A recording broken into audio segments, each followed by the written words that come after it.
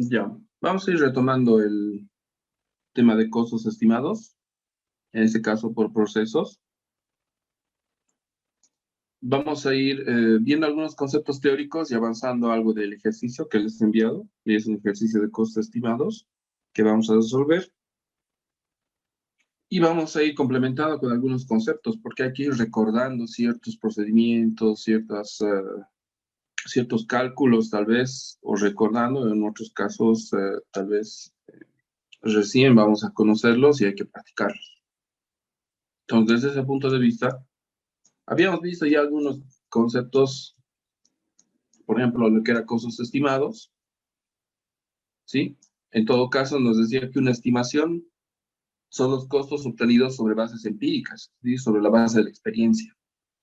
Todo lo que concierne a costos estimaciones o a costos estimados o a costos predeterminados, decíamos que viene de las predeterminaciones que uno puede hacer en base a la experiencia, es decir, un cálculo anticipado de un costo, pero que tiene como sustento la experiencia pasada.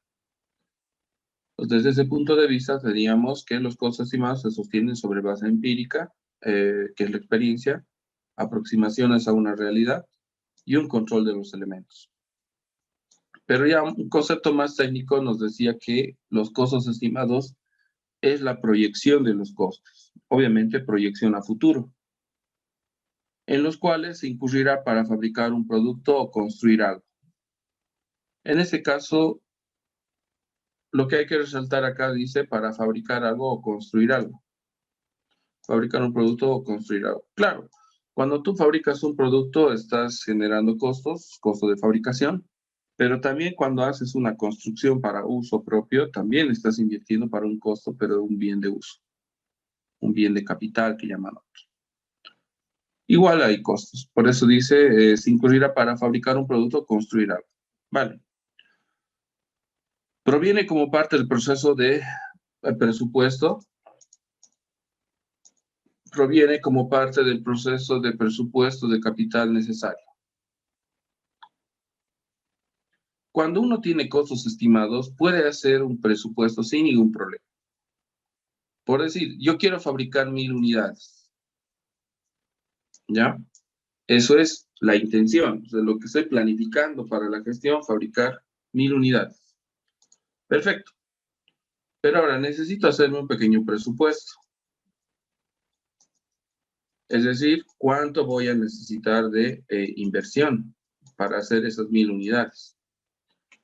Y pongamos que tengo que material basado en información pasada de gestiones anteriores, el material nos sale 5 bolivianos por cada unidad. ¿De dónde saco estos 5?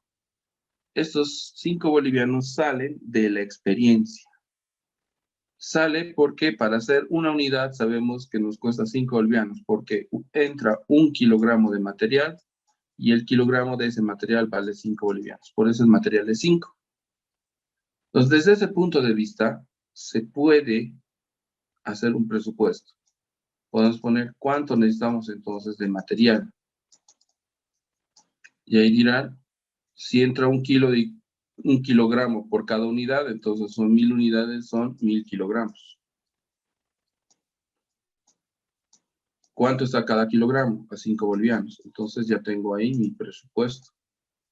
Necesitamos 5000 bolivianos de presupuesto para invertir en material. Puedo hacer lo mismo con el pago por hora, puedo hacer lo mismo con los costos indirectos, es decir, me sirve para planificar mi inversión de la gestión. Claro, en cierta forma me da esa opción, ¿no? De proyectar mi presupuesto a futuro. ¿Cuánto voy a gastar en total, en el tiempo? Entonces, es una ventaja que nos da, bueno, es parte de lo que nos permite hacer los costos estimados en este caso. Lo otro decía, como parte de una cotización de venta al cliente. Claro, los datos que nos proporcionan las estimaciones nos sirve como base para hacer cotizaciones sobre el precio de venta. Cuando uno ya conoce el costo unitario de producción, aunque sea un dato estimado, ese dato estimado sirve como una referencia para calcular los precios a futuro. Entonces, en base a esta estimación, vamos a calcular el precio. Ya después vamos a verificar si ese estimado estaba mal. Obviamente el precio también está mal determinado, va a tener alguna falla. Pero lo que procuramos es que nuestra estimación esté lo mejor posible para que si hay alguna diferencia no afecte mucho a la utilidad. Pero nos sirve de base para calcular el precio. Entonces podemos sintetizar que los costos estimados sirven para hacer una proyección a futuro. ¿Sí? Proviene de un presupuesto, o sea, proviene de un presupuesto y permite hacer un presupuesto. Sirve para hacer cotizaciones sobre las futuras ventas en base al costo unitario. Y en base a eso habíamos visto que tiene algunas características. Algunas que mencionábamos decían, las estimaciones están basadas en experiencias pasadas, cálculos establecidos, estadística, datos y proyecciones. Es decir, uno tiene que tener toda la información pasada bien organizada para utilizar esa información como una fuente de datos que le permitan proyectar sus costos. Es decir, las empresas tienen que tener todos los registros, anotes, cálculos, planillas necesarios de la producción para que esos documentos sirvan como un sustento para sus costos estimados. Porque esos registros son información pasada. Entonces, tiene que permitirme esa información proyectar la información a futuro. Por un lado. Otra característica nos dice que los costos estimados lo utilizan las empresas que tienen sistema de costos históricos. Habíamos visto la evolución. Toda empresa parte primero o inicia primero con costos históricos. Después recién entra predeterminados. Entonces, la base de los costos estimados siempre va a ser los costos históricos. Si no hay costos históricos, no puede haber costos estimados. O sea, si previamente no ha existido costos históricos en la empresa, no puede aparecer de repente costos estimados. Otra característica nos dice, las estimaciones sirven de guía para evaluar la producción. ¿Sí? Vamos a valorar la producción. Vamos a calcular el precio de venta. ¿Sí? Como parte de información útil para tomar decisiones. O sea, los costos estimados que vamos a establecer nos van a guiar en todo lo que es la producción, el costo de la producción. Otra característica dice, deben ajustarse periódicamente al concluir la producción. El costo total estimado con el costo histórico. Es decir, termina la producción o terminamos la hoja de costo o termina la gestión, depende de lo que ocurra primero. Tenemos que hacer un ajuste de los costos estimados. Con toda la información que vamos a obtener, tendríamos que hacer ajuste de los costos estimados. Comparando con los históricos. Es decir, lo que pensábamos que iba a ser versus lo que realmente es. Y en base a eso determinar las variaciones. Estábamos viendo ventajas y desventajas. Ahí habíamos quedado, si mal no recuerdo. Decíamos, las ventajas que tienen los costos estimados es que genera una reducción notable de los gastos y costos cuando las estimaciones están bien hechas. Si tengo una buena estimación de mis costos, si he hecho un buen cálculo de las estimaciones, voy a generar una reducción, obviamente considerable en los gastos, porque ya tengo un parámetro de control, mis estimaciones, no me puedo sobrepasar de las estimaciones. Entonces, eso me da una base de referencia, siempre y cuando esté bien calculado. ¿Facilita la determinación de precios de venta? Claro, desde luego, habíamos dicho que es la base sobre la cual vamos a calcular la venta facturada. Otra ventaja, dice, su obtención con anterioridad a la producción conduce a la adopción de normas correctas. Como lo calculamos antes de fabricar, por eso dice con anterioridad, como el cálculo es antes de terminar la producción, nos permite durante el proceso productivo adoptar normas correctivas para no sobrepasar esos costos. Si tenemos una meta a lograr, no podemos pasarnos de los costos estimados. En realidad tendríamos que buscar ser incluso menos que esos costos estimados, obtener unos costos mucho más eficientes. Entonces ya con esa meta fijada, se pueden adoptar normas que nos permitan un buen funcionamiento, tanto en compras como en producción como en distribución. Otra ventaja dice, la necesidad de practicar inventarios de los materiales ayuda a que no se produzca pérdida. Dentro de lo que es el ambiente de control, como el material es lo más importante y las estimaciones parten sobre la base del material, el trabajo y el costo indirecto, entonces para los inventarios se tiene que hacer un control constante, sobre todo con relación a la generación de pérdidas. Un mal control de los inventarios va a generar pérdidas con seguridad de bajas de materiales o por robos en estos casos. Pero así como tiene ventajas, tiene desventajas. De hecho, las desventajas, digamos, no es aconsejable su utilización cuando las operaciones de fabricación son complejas o de alto riesgo. Si vamos a hacer una producción que es muy delicada o muy compleja, muy extensa o muy cara, no es recomendable hacer costos estimados, porque cualquier error podría generar una gran pérdida si es un producto sobre todo delicado o muy susceptible de dañarse. Por mucho que ya tengas la estimación, puedes cometer un error durante la producción y ya tu producto se puede encarecer demasiado, ¿no? Entonces, no puedes hacer una estimación sobre productos que son realmente complejos o productos muy caros, porque fácilmente te puede desfasar los costos estimados.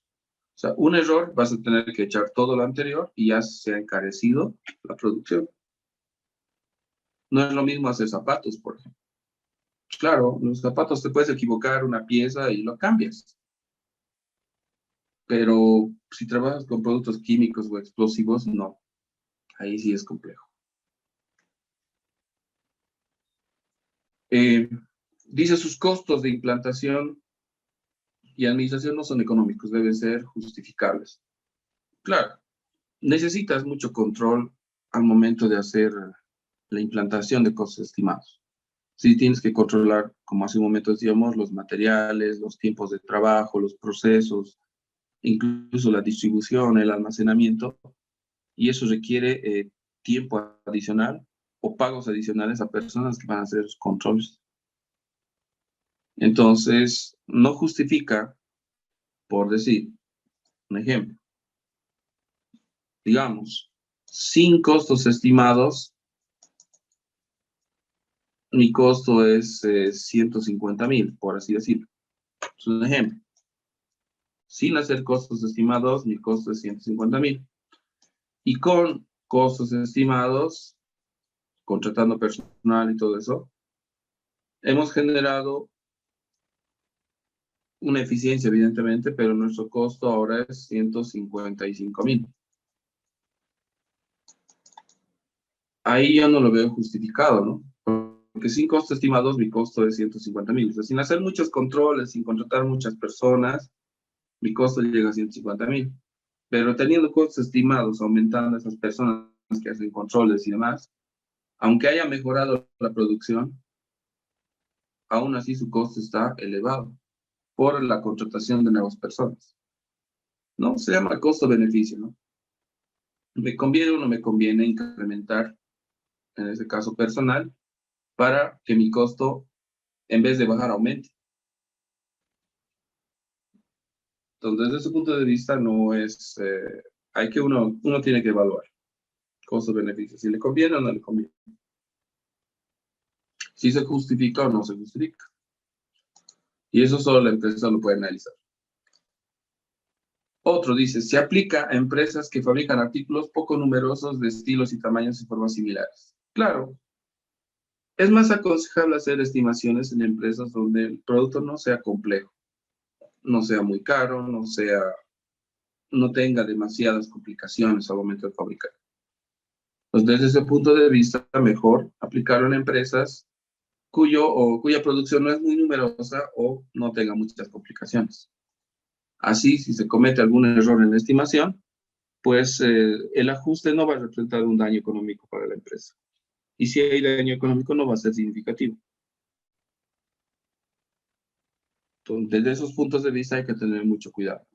Ahora, eso no quiere decir, perdón, que si la empresa fabrica productos muy complejos, que nunca lo haga, no. Lo que necesitas es perfeccionar mucho más tiempo cosas históricas.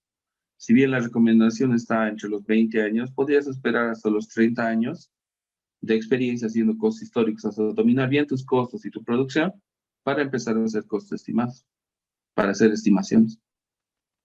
A eso se refiere, ¿no? No significa que nunca lo debes aplicar, sino es más aconsejable en empresas pequeñas de productos no muy complicados, pero si el producto es complicado tampoco hay problema. Solo necesitas más tiempo de experiencia, más información. Y entrando a la parte contable, ¿cómo va a ser nuestra secuencia de contabilidad? En todo caso, esto ya habíamos visto, ya habíamos comentado, pero decíamos que los costos unitarios estimados nos va a proporcionar el planteo. Entonces, voy a abrir la práctica para que vayamos viendo y acomodándonos a cierta información. A ver, se les ha enviado este planteo al grupo para que lo tengan. Evidentemente vamos a empezar un poco, pero no la totalidad. Voy a subirlo recién a Moodle este ejercicio para que lo puedan descargar. A eso se refiere, que nos va a proporcionar los costos unitarios estimados. ¿Sí? Antes de hacer la fabricación, ya tengo la información de los costos unitarios estimados. ¿Cuánto me cuesta fabricar el producto? Ahí está acomodado. El proceso A me cuesta 10 bolivianos cada unidad y en el proceso B 47 bolivianos en total cada unidad. ¿Cuál es el costo que incide o que importa más? Es el del último proceso, 47. Entonces tenemos eso, por un lado. Los costos estimados. A eso se refiere esa parte, ¿no? Cálculo de los costos unitarios estimados. Ya tenemos. En base a ese costo unitario, ¿qué puedo hacer? Toda la producción que se vaya generando ya la puedo evaluar. Pero tengo que calcular su volumen de producción, su producción equivalente para hacer su evaluación. Entonces, tenemos que utilizar las cantidades que se va a fabricar. Y acá tenemos los datos para el informe del volumen de producción. Los datos de inicio y los datos al final. Los supuestos de aplicación para material y los supuestos de transferencia. Entonces vamos a ir viendo desde ese punto de vista y recordando lo siguiente. ¿Cuál es la diferencia entre volumen de producción y cantidad equivalente? ¿No? ¿Cuál es la diferencia entre un volumen de producción y una cantidad equivalente? Pues básicamente es, el volumen de producción es la cantidad bruta que la empresa tiene. Digamos, yo estoy fabricando la siguiente cantidad. 100 productos. Perfecto. 100 productos. Pero esos 100 productos no están de una manera uniforme en la producción. Vamos a ver su composición. De esos 100 productos, 80 productos están terminados. Correctamente terminados. 10 productos están en proceso. No están terminados. Están a un 50% de acabado. Perfecto. Y otros 10 productos están averiados. ¿Sí? Tienen unas pequeñas fallas que hay que corregir, pero esa avería está también al 50%, pongamos. Es un ejemplo, para diferenciar lo que es volumen versus lo que es producción equivalente. Entonces, el volumen de producción es el total de la producción que se está fabricando, sin importar en qué estado está. O sea, ese es el volumen. ¿Cuántas unidades estás fabricando? 100. Y aquí no te pregunta cómo está, si está terminado. No, no, no. ¿Cuántos son? 100. Listo. Ese es el volumen de producción. Y la producción equivalente es la conversión de estos 100 a su estado real o a la condición real de la producción. Por ejemplo, si esto está terminado, tengo 80 productos terminados. Tengo 10 unidades en proceso. Si está en proceso al 50%, 10 a un 50% equivale apenas como si tuviera 5 productos terminados. Es su equivalencia. 10 unidades terminadas, 10 unidades, perdón, en proceso a medias es como tener 5 unidades terminadas. Y lo mismo en el siguiente, 10 productos averiados, pero están con un 50%, igual equivale a 5. Entonces, si sumamos esto son 90. Eso se llama producción equivalente. La producción equivalente es aquella producción teórica, porque esto es en teoría, en realidad tengo 100, pero en teoría es como tener 90 terminados. Es convertir los productos en proceso a su equivalente en producto terminado. A eso se refiere. Primero debo diferenciar el volumen de la cantidad equivalente. Y para eso simplemente debo entender que el volumen es la cantidad sin especificar alguna característica de acabado.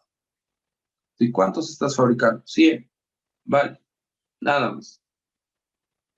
Pero otra cosa es cuando da sus características de acabado. Una cosa es 80 que están terminados, está bien. 10 están en proceso con 50% de avance.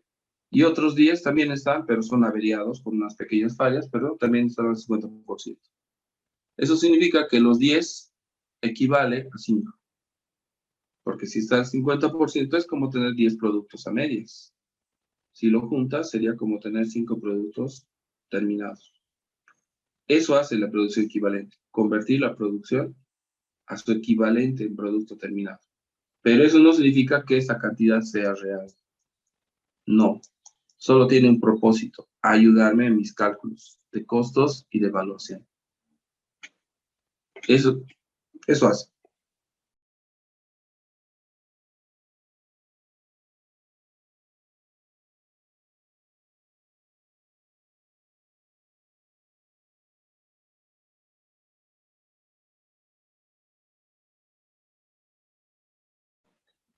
Ok, tal vez alguna pregunta de volumen o cantidad equivalente. Vamos a hacer ejercicios, pero solamente estoy recordando el concepto, ¿no? El volumen de producción es la cantidad total de unidades que se está fabricando y la cantidad equivalente es el equivalente teórico de la cantidad tomando en cuenta su grado de avance. Esa cantidad teórica, que es 90 en este ejemplo, nos sirve para calcular el costo unitario, en un caso, para evaluar la producción sobre todo. Aquí hay un detalle. Para calcular el costo unitario, no, el costo unitario tenemos.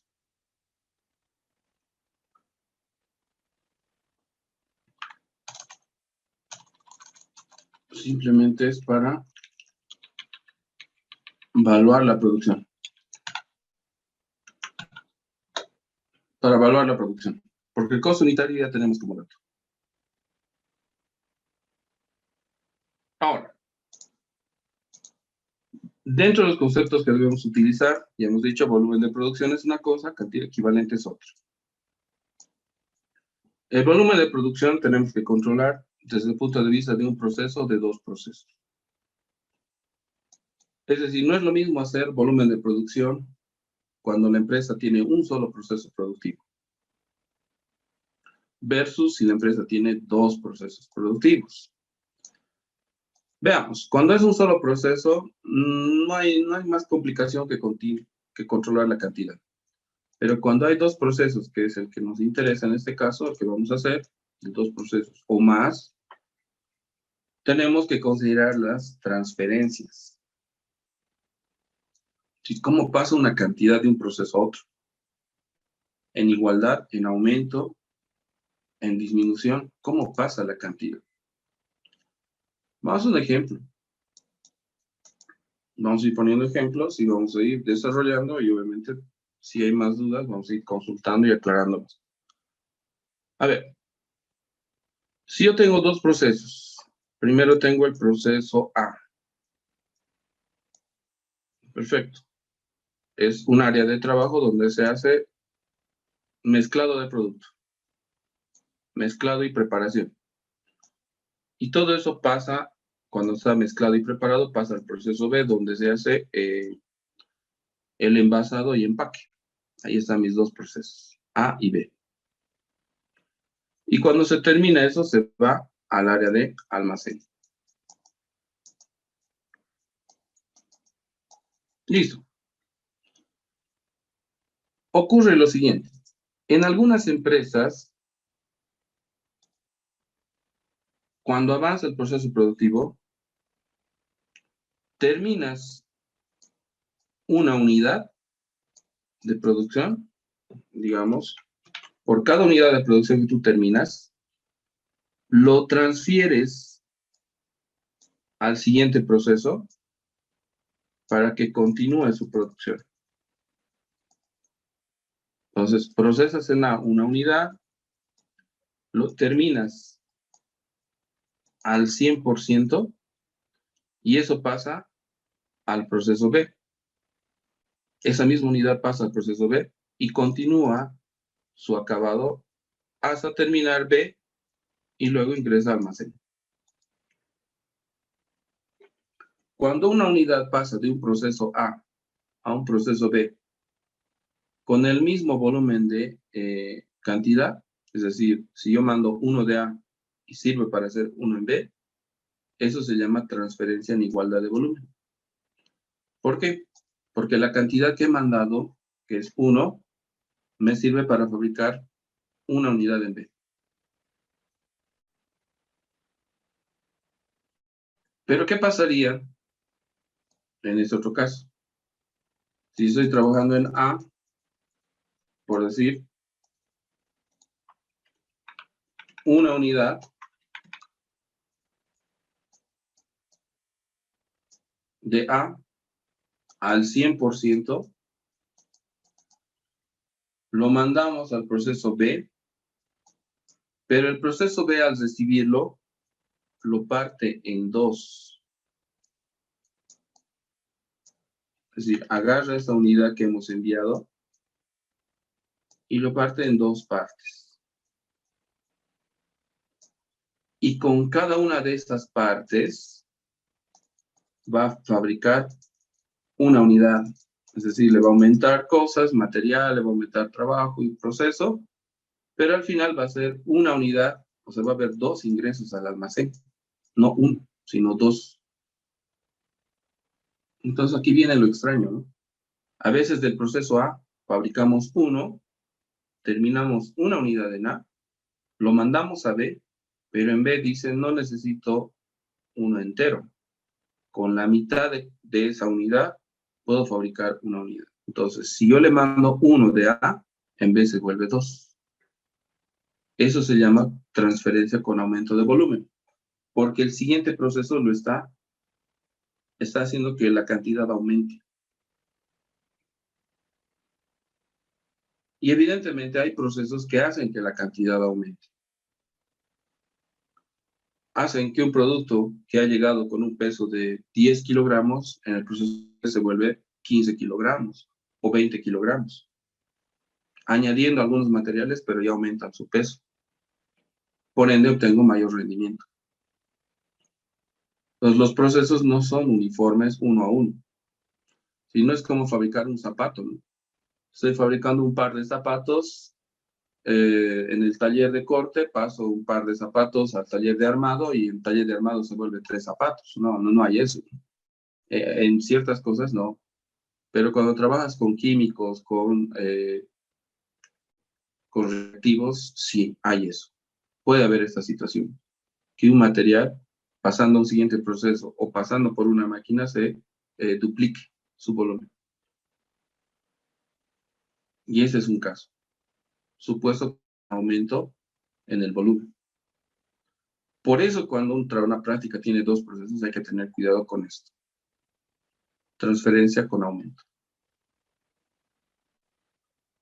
Y puede ocurrir también lo siguiente, que estamos en el proceso A, fabricamos una unidad, incluso en el proceso A fabricamos 2 unidades al 100%, pero en el proceso B necesita que 2 unidades de A lo junta para hacer una unidad de B. A ver, ¿cómo es eso? Terminamos el proceso A, tenemos una unidad, 2 unidades. ¿Por qué 2? Porque el proceso B demanda que cada 2 unidades de A se necesita para armar una unidad en B, lo fabrica, lo termina y solo transfiere una unidad al almacén. No es lo mismo, aquí ha transferido 2 unidades. Aquí solo va a transferir 1 del proceso B. Pero de A, aquí hay un problema. En A, 2 unidades hemos mandado. ¿Y por qué en B se ha vuelto solo 1? Porque algunos procesos juntan los productos de procesos previos, lo arman. Pongamos esto. Un ejemplo sencillo es una carpintería, por ejemplo. Pongamos que el proceso A se fabrican patas de una mesa. Entonces mando 4 patas de mesa, eso me sirve para una sola mesa. Más o menos eso, ¿no? Que se han tenido que unir para formar un solo producto. Es similar. Entonces, los procesos también hacen eso. Mandan un volumen mayor que luego se vuelve un volumen menor. Es decir, hacen una transferencia con disminución en el volumen. Una cosa es la transferencia con igualdad, 1 a 1. Otra cosa es con la transferencia con aumento en el volumen, donde aumenta a 2. Pero también puede haber lo inverso, transferencia con disminución de volumen, donde en vez de el volumen que he transferido de A, disminuye en B. Eso es lo que tenemos que recordar sobre volumen de producción. Las transferencias. Cuando son 2 procesos, hay que tener cuidado con las transferencias. ¿Alguna consulta sobre la transferencia de igualdad, de aumento o de disminución?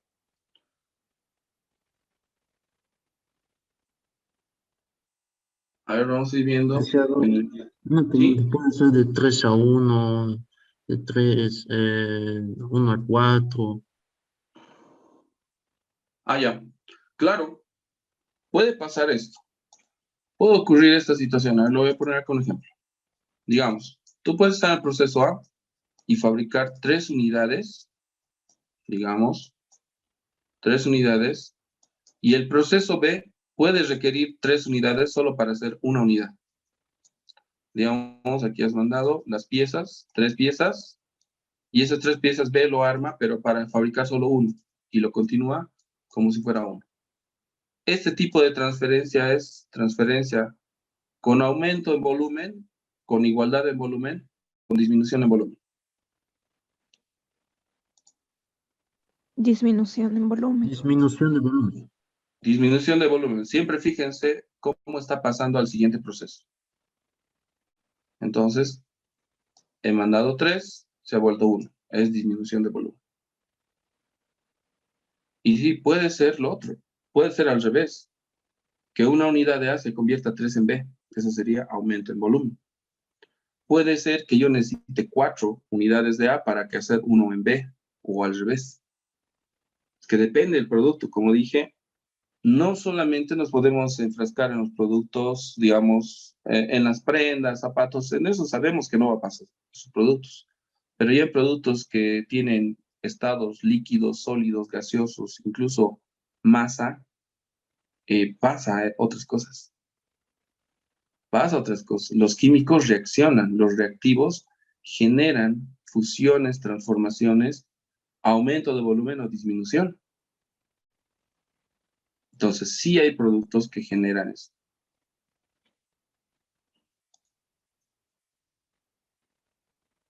Eso es lo que tenemos que ver acá, primero. Y en el planteo nos da eso, pues sí, nos da primero la información del volumen de producción, que es lo que vamos a hacer. Volumen de producción, y nos dice cómo es la transferencia. Entonces acá tenemos los datos para el volumen de producción, y acá tenemos el rendimiento de la producción y la transferencia. Entonces vamos a recordar qué es un inventario inicial de producción, qué es un rendimiento del periodo, y cómo se aplican las transferencias de igualdad, de disminución o de aumento en el volumen. Por eso hemos visto esto.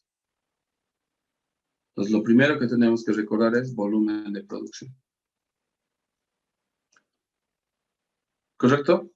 Me pidieron unas cuantas personas, creo que si no recuerdo eran 7 u 8 personas, los enlaces de las clases pasadas, justo donde se explica esto más a detalle en volumen de producción, porque este es tema de costos 1. O sea, pues, se explica en costos por procesos históricos. De todos modos, vamos a ver, estamos viendo algunos ejemplos, vamos a ver también los ejemplos de cómo se genera el inicio y el rendimiento, pero más detallado está en los videos que enviamos. Más detallado, paso a paso, como quien dice el ABC de esto, desde qué es producción equivalente y demás. Repásenlo, los que lo han podido repasar. Si alguno lo ha repasado, se va a dar cuenta que no es complicado, pero para otros es simplemente recordar. Tenemos lo siguiente, por si acaso, antes de... Aquí está la plataforma Moodle. Ya lo he ido actualizando, todavía me comentaba que no se veía, entonces ya lo he puesto. Los archivos, no sé si han tenido algún problema en descargar algunos de los archivos que ya he subido. Acá va a estar la práctica. La tarea, por si acaso, va a estar aquí donde dice prácticas primer parcial. Ahí voy a ir poniendo los ejercicios que van a ir resolviendo. Y no sé, tal vez alguien me puede confirmar si han podido ingresar a los enlaces o aún no se puede visualizar porque lo he habilitado. Pueden ingresar a los videos, por ejemplo, esta es la grabación de la anterior clase. Deberían de pinchar ahí y abrirles el enlace. ¿Me confirman si han Sí, podido licenciado. ingresar? Le comento que se ha podido ingresar. ¿Se puede ingresar? Ah, perfecto. Ya, entonces el mapa mental de la teoría de costos estimados también lo voy a actualizar acá. ¿Sí? Va a estar también aquí los otros temas. Lo que necesito que tengan en cuenta es lo siguiente.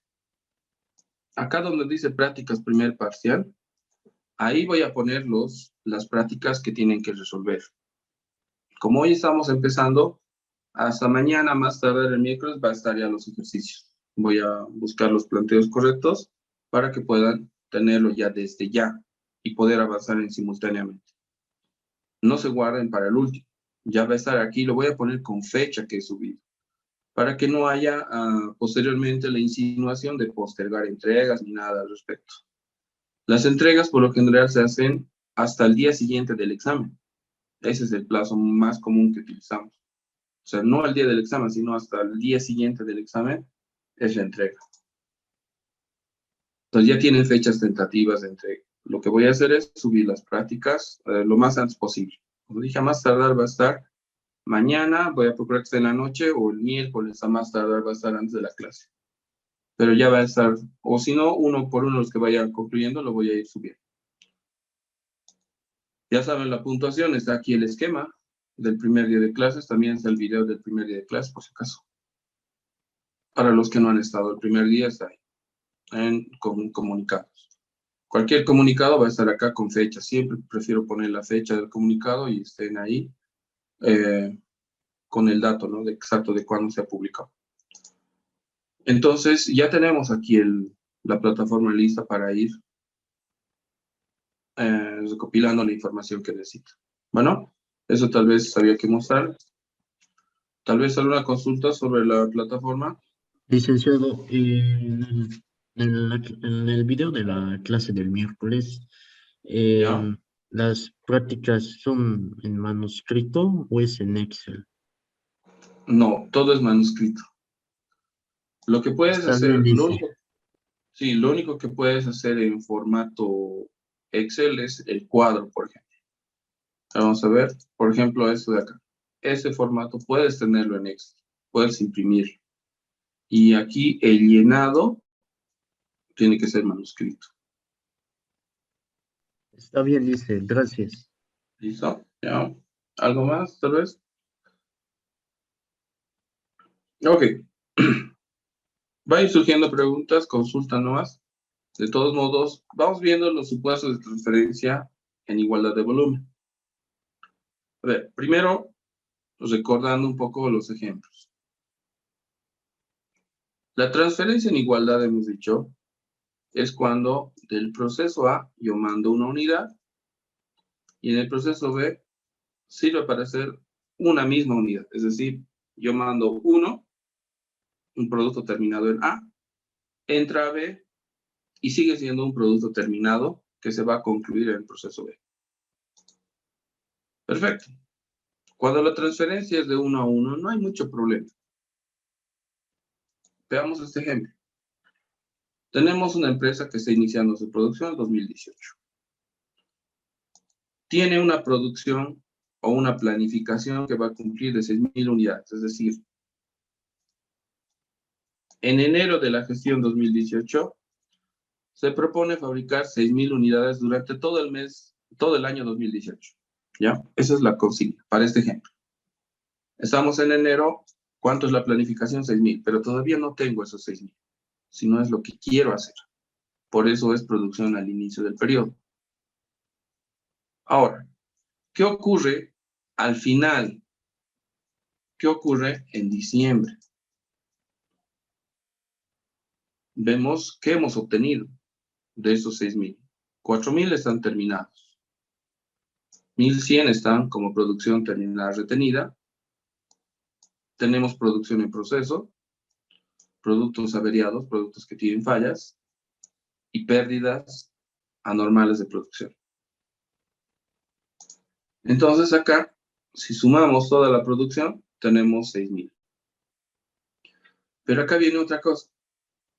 Tenemos diferentes tipos de producción. O sea, ¿cuáles son los tipos de producción que hay? Vamos a ver.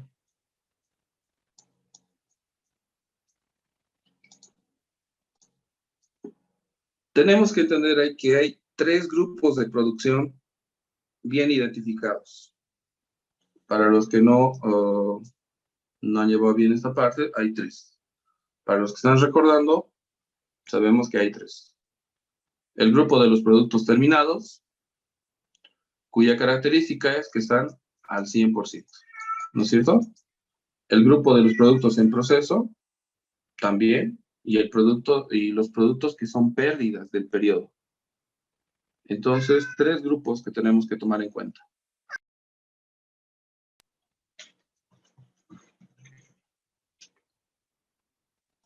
Cuando un producto está en proceso, significa que su grado de acabado está entre el 1% hasta el 100%, hasta el 99%, no está concluido. Y las pérdidas ya son productos que no podemos utilizar, ya son productos totalmente dañados. Veamos su desglose. Los productos terminados, transferidos, tienen 100% de avance. Perfecto. Productos terminados transferidos. ¿Dónde han sido transferidos? Ya no están en producción, están en almacén. Tenemos 2 tipos de productos terminados transferidos. Los que son productos en buen estado, es decir, que no tienen ninguna falla, ninguna observación, y los productos defectuosos. ¿Qué es un producto defectuoso? Un producto defectuoso es aquel producto que ya estando en almacén se detecta fallas. Ejemplo, si habláramos de un refresco, una botella pinchada, donde poco a poco está disminuyendo su cantidad porque se está filtrando el producto. ¿Correcto? A eso se refiere. Entonces, y un producto en buen estado es que no tiene ninguna falla, ¿no? Se va a vender y ya. De los productos terminados, entonces hay dos, en buen estado y defectuosos. Pero los defectuosos pueden estar en tres tipos de condiciones. Puedes tener productos defectuosos cuyo daño no te impida la venta. A ver, pongamos esto. Son aquellos productos que tal vez por alguna situación no te has percatado incluso que está dañado, o el producto simplemente la caja está golpeada o el envase está chueco, el contenido no se ve afectado en ninguna circunstancia. Por ende lo puedes vender. Pongamos esto, un perfume. ¿Ya? ¿El perfume qué tiene? Está golpeada la tapa o una esquina del envase y está, o sea, se partió una esquina, pero no está filtrando nada. Aún así, ese es un producto defectuoso. No lo puedes vender como un producto 100% bueno, pero lo puedes vender. Porque ese defecto que tiene, a alguien no le puede importar. Y si le ofreces un precio relativamente más económico que un producto en buen estado, te lo va a aceptar. A eso se refieren como productos defectuosos que se puedan vender, ¿no? Pero no puedes hacer eso con un medicamento. Entonces depende del tipo de empresa donde haya productos defectuosos. Algunos productos defectuosos se pueden vender a un precio mayor al costo, es decir, donde tienes una pequeña ganancia. Otros se pueden vender a un precio igual al costo. Si me ha costado 100, lo vendo en 100. O peor, el peor escenario, que tiene tanto daño que lo puedo vender a menos del costo. Si me ha costado 100, lo vendo en 80. Por lo menos para recuperar algo. Porque las fallas son demasiado notorias. Vale. Entonces el producto terminado transferido se divide en dos. Los de buen estado, los productos en buen estado y los productos defectuosos. Los productos defectuosos se dividen en tres. Productos defectuosos con precio mayor al costo, productos defectuosos con precio igual al costo y productos defectuosos con precio menor al costo. Entonces tenemos 4 tipos de producción acá. Estos son los posibles resultados que puedes obtener cuando un producto está terminado. Está en buen estado o está defectuoso. O es mayor, igual o menor al costo. Y si está en proceso, ¿qué? Cuando un producto está en proceso, ya tiene otra situación. Puede estar entre el 1 y el 99% y en una excepción puede estar al 100%. Pero hay una característica. No están en el almacén, están en el área de producción. Esa es la característica de eso. Los productos en proceso es porque están en el área de producción. En cambio, los terminados están en el almacén de productos terminados, que no es lo mismo. Entonces, desde ese punto de vista, podemos decir que hay 3 tipos de productos en proceso, o 3 tipos de producción en proceso. Solo que uno cumple una característica interesante. Tenemos la producción terminada retenida, que está al 100%. ¿Qué es una producción terminada retenida? Es aquel producto que ya ha concluido todo el proceso productivo, absolutamente todo, pero que por alguna formalidad no ha podido ser enviado al almacén. ¿Sí? Por ejemplo, una formalidad que control de calidad lo libere y lo mande al almacén de productos terminados. Mientras no tenga informe de control de calidad, no se puede enviar al almacén. Entonces, sigue en el área de producción, por ende se considera producto en proceso. Aunque ya no le falte nada para concluir. O tiene que cumplir una formalidad de un cupo. Por decir, cada 100,000 unidades se manda al almacén. Y apenas tenemos 80,000. Entonces, está esperando a completar los 100,000 para enviarse. Puede ser, en circunstancias. Pero eso es un producto terminado retenido. Característica, está al 100%. pero en el área de producción. En cambio, un producto en proceso normal es aquel producto que tiene un avance entre el 1 y el 99%. Es decir, puede estar entre 1 y 99%, no importa su grado de avance.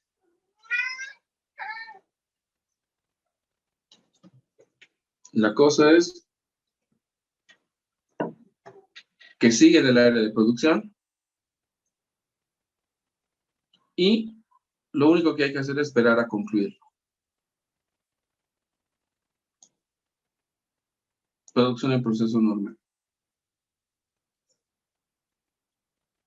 Otro tipo de producción es la producción averiada.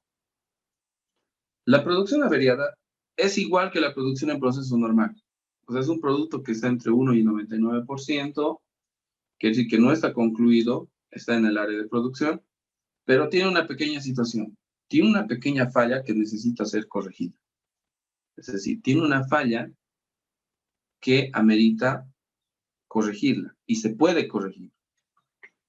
La diferencia entre averiado y defectuoso es que el defectuoso no se puede corregir, porque el producto ya está fuera de producción, por ende no puedes volverlo a producción nuevamente, sino lo que te queda es venderlo. Ya no puedes corregir esa falla. En cambio, la producción averiada está dentro de producción y por ende, si se puede corregir, se corrige. Y la averiada se puede corregir. Producción averiada se puede corregir. Entonces, son esas fallas, ¿no?, de producción que se pueden corregir. Por ejemplo, cuando estás poniendo la etiqueta, que lo pongas al revés es una falla que se puede corregir. Si por algún error la máquina está poniendo la etiqueta al revés, ¿qué se hace? Se para la máquina, se recoge esas botellas, se corrige la máquina, se sigue etiquetando correctamente y hasta eso sacas la etiqueta que está mal y lo vuelves a la fila para que se vuelva a etiquetar correctamente. Entonces, son fallas de ese tipo, ¿no? Fallas corregibles. Pero ahí vemos que tenemos 3 tipos de producción en proceso.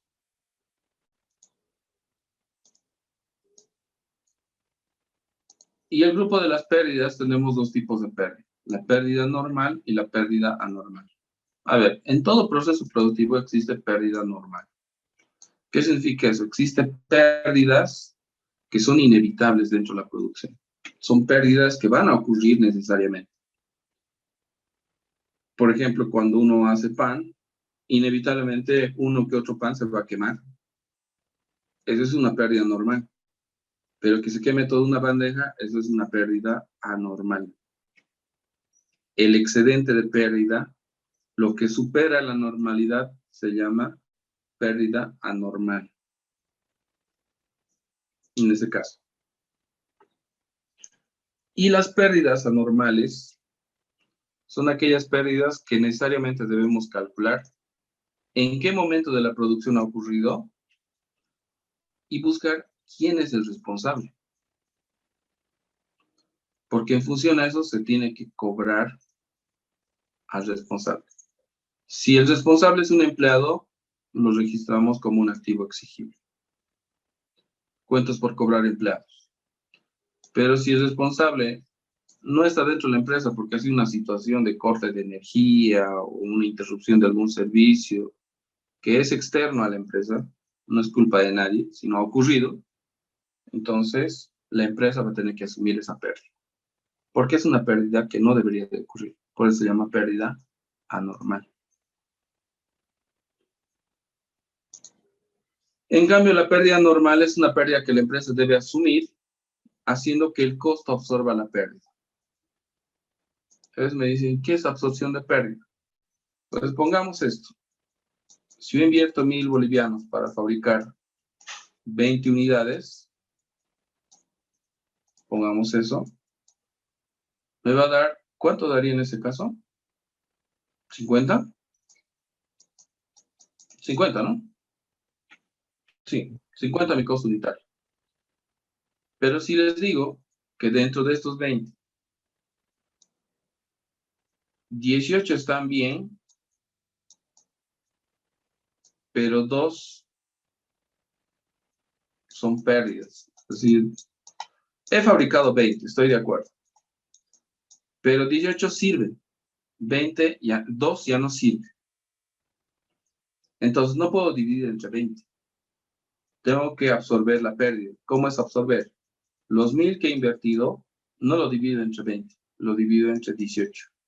Porque 18 lo puedo vender. Y los 2 no los voy a tomar en cuenta, es como si no existiera. Al no tomarlo en cuenta, ¿qué va a pasar con mi costo unitario? Va a aumentar. ¿Cuánto sale en ese caso? A ver, ¿alguien puede ayudar con ese cálculo? 1000 entre 10. 55,56. ¿Cuánto? 55,56. 55,56. Perfecto. ¿Qué ocurrió con el costo unitario? ¿Ha disminuido o aumentado con la absorción de pérdida? Ha aumentado. Eso es la absorción de pérdidas. Cuando la empresa divide en restando la pérdida normal, cuando la empresa no toma en cuenta la pérdida normal, está absorbiendo las pérdidas. ¿Qué está absorbiendo las pérdidas? El costo unitario. El costo unitario está absorbiendo la pérdida, por eso está encareciendo, por eso está aumentando su valor. Entonces, cuando calculamos producción equivalente, las pérdidas anormales es como si no existiera, por eso siempre se toma como 0%. Entonces dije, ese es el ejemplo más sencillo que puedo dar sobre absorción de pérdida. Cuando tienes pérdidas, no las tomes en cuenta, porque esas pérdidas normales, ¿no? Se hablan de pérdidas normales. Cuando tienes pérdidas normales, son productos que sí o sí van a perder, entonces no los tomes en cuenta como cantidad, porque esa cantidad es como si no existiera. Tu costo va a subir, estoy de acuerdo, pero eso es parte de lo que normalmente se hace, ¿no? Absorber las pérdidas aumentando mi costo. Desde ese punto de vista tenemos 7 tipos de producción, pero si la defectuosa lo desglosamos, entonces son 9 tipos de producción. El grupo de los terminados, el proceso y las pérdidas. Por eso en este ejemplo que pusimos acá, está así. En el rendimiento puede estar cualquiera de los 9 tipos de producción. Ahora, hemos iniciado con 6000. Pongamos 4000 en el proceso A, 1100 terminado retenido, producción en proceso averiado, suma los 6000. El inicio y el rendimiento siempre tienen que igualar. Ahora, si yo voy a mandar 4 unidades de A al proceso B, va a entrar como producción nueva. Si el envío es 1 a 1, entonces aquí va a entrar 4000. Eso es la transferencia de 1 a 1. Una cosa es lo que transfieres de A a B, pero de B no va a ir al proceso C, va a ir a almacén. Ahí no hay transferencia, no hay supuesto. El supuesto de transferencia solo se aplica cuando mandas del proceso A al proceso B. ¿Cómo quedaría esto? Ahí está, los 4000 pasa al proceso B como 4000.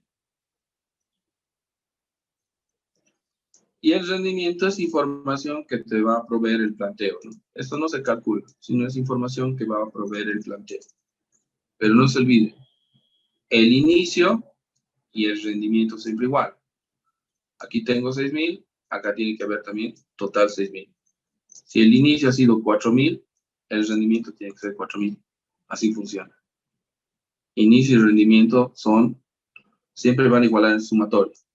El inicio es lo que ha ocurrido a principio de año, lo que hemos planificado a principio de año, y el rendimiento es lo que hemos obtenido al final del año. No es lo mismo con qué has empezado, con qué has obtenido al final. Sí tienen relación, pero no es lo mismo. Una cosa es, has empezado con estos productos y qué has obtenido al finalizar toda la producción. Si bien es la misma cantidad total, pero vean su composición, el rendimiento es diferente. ¿Qué más debo entender en esto? Lo que se termina en B va a almacén.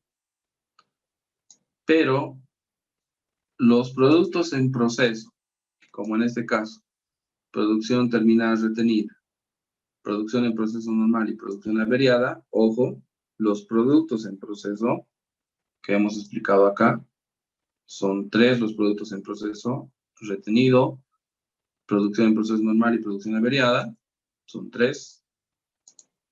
Los productos en proceso, cuando tienes productos en proceso al final de un periodo, al siguiente periodo se vuelve inicio del proceso. A ver, ¿cómo es eso? Acá está. El 2018 hemos terminado con una cantidad. Al siguiente periodo, esa cantidad se vuelve inicio del periodo. Así funciona. Los productos en proceso del rendimiento, la siguiente gestión se vuelve inicio de la producción. Claro, porque si está en proceso, con eso voy a reiniciar la siguiente gestión.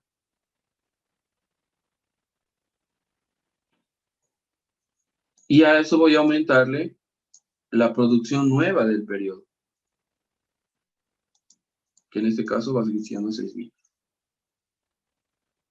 Entonces noten esto. Va a haber este tipo de información al inicio de la siguiente gestión, y en el rendimiento puede haber cualquiera de los tipos de información. Eso es lo que habíamos indicado acá.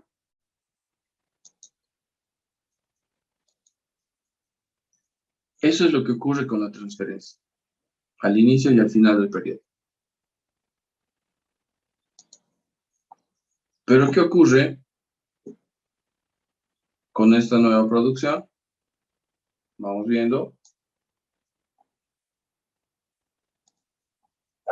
Lo que se termina en el proceso A, si la relación es 1:1, pasa a ser 4.000 en el proceso B.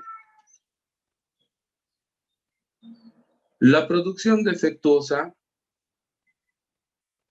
en el concepto que hemos dicho, solo existe en el último proceso. Por eso no hay en el proceso A. La producción defectuosa solo existe en el último proceso.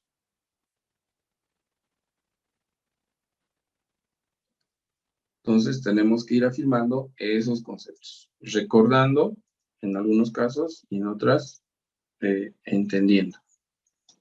Las producciones defectuosas son productos detectados en el almacén que tienen fallas.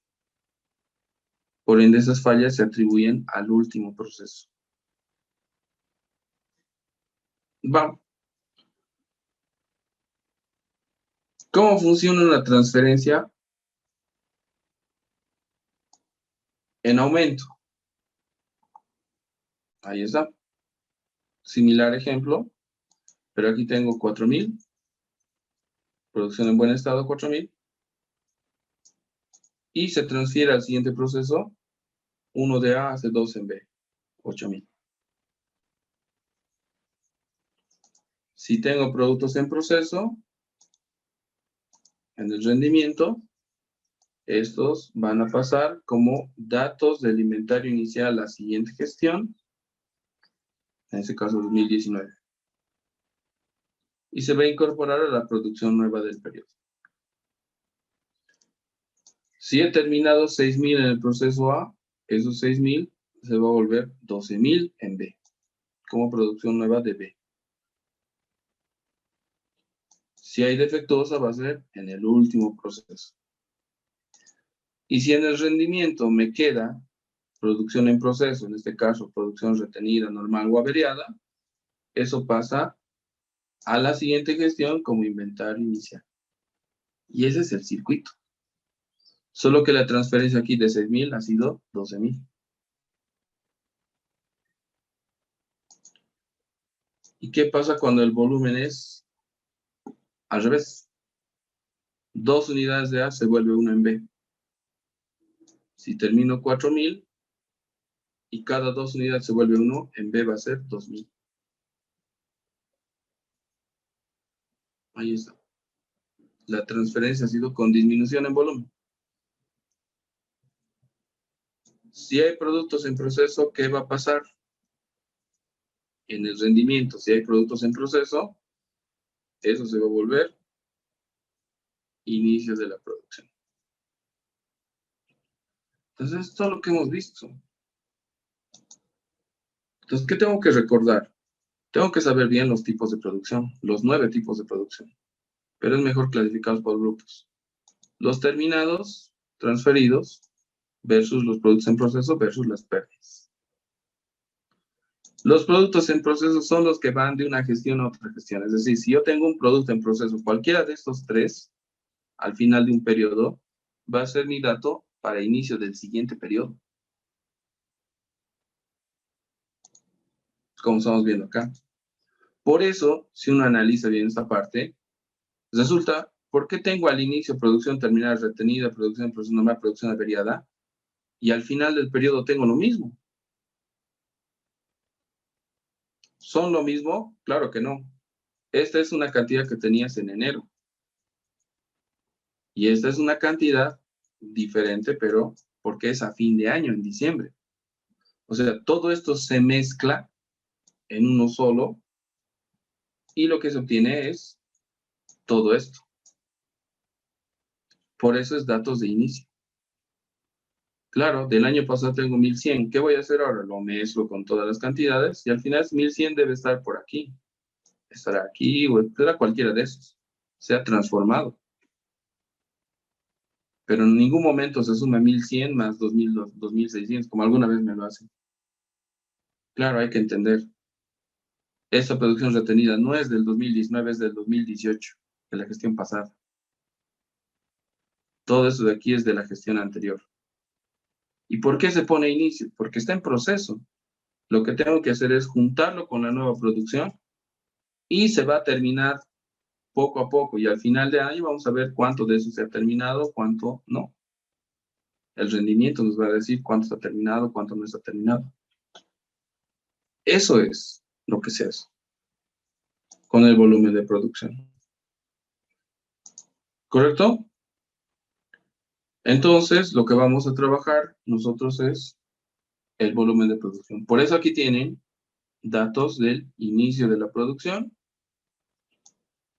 nueva, el rendimiento de la producción y el supuesto de transferencia. Sí, el supuesto de transferencia. Y con seguridad en la siguiente clase vamos a retomar. ¿Sí? Ya, para terminar entonces voy a enviarles formatos. No sé si alguno le va a servir formatos en Word para que puedan llenarlo ahí. O sea, si puedes imprimir y llenar junto conmigo, no hay ningún problema. Otros prefieren solo ver de las grabaciones y avanzar, pero algunos prefieren resolver. Entonces, para los que quieran resolverlo simultáneamente, voy a enviar todos los formatos que vamos a utilizar en la resolución. Todos los formatos en blanco para que lo puedan ir llenar. Y puedan ir Licenciado, practicando. ¿Sí? una consulta, entonces, ¿lo podemos tener impreso para la siguiente clase para llenarlo?